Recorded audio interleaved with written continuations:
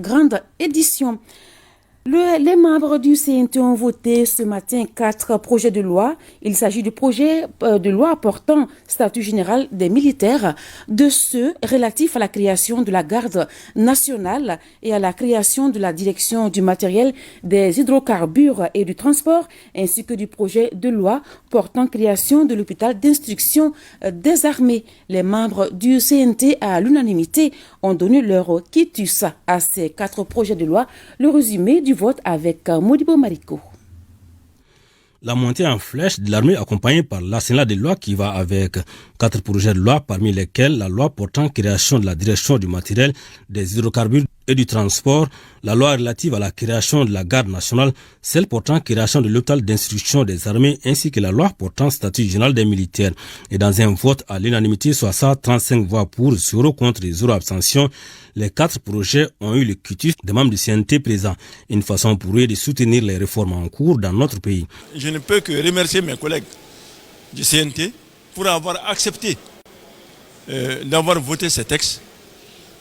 Vous avez un ministre de la Défense qui est sur la brèche à tout moment.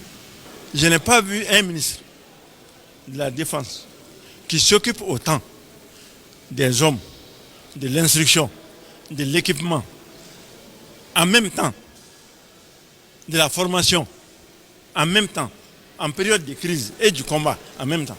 Je n'ai jamais vu.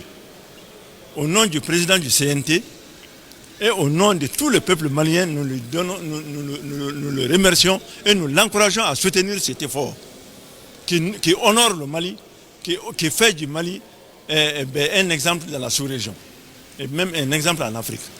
Pour ce qui est de la loi portant création de la direction du matériel, des hydrocarbures et du transport des armées, elle est motivée par l'augmentation de l'effectif et du potentiel logistique.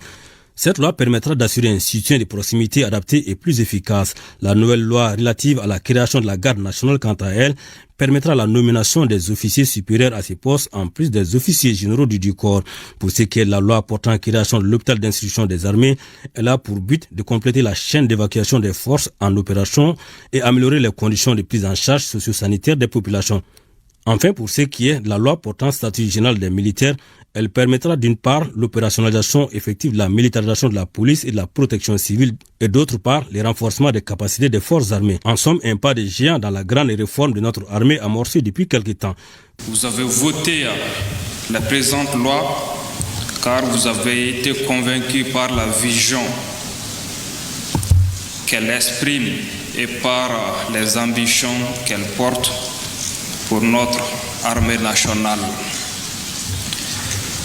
Toujours en reconstruction. Vos contributions, d'abord au niveau de la Commission de la Défense nationale, de la sécurité et de la protection civile, ou encore au niveau de la plénière, vont enrichir les textes que vous venez d'adopter. Je voudrais, au nom de la hiérarchie militaire, vous remercier tous pour cet exercice qui témoigne encore votre attachement à notre bien commun qu'est le Mali. Nous nous sentons une fois de plus rassurés dans la poursuite de notre objectif qui est de bâtir un modèle d'armée très performant pour répondre aux enjeux sécuritaires nationaux dans un contexte régional et international préoccupant. Ceci va nous permettre de rester fidèles à la vision du peuple malien qui est de voir son armée pouvoir défendre et sécuriser le territoire national, les personnes et leurs biens en toute autonomie. Les membres du CNT, avant de porter leur voix sur les 4 projets de loi, ont toutefois fait des amendements et posé quelques questions sur des aspects qui, à leur avis, méritaient d'être éclaircis.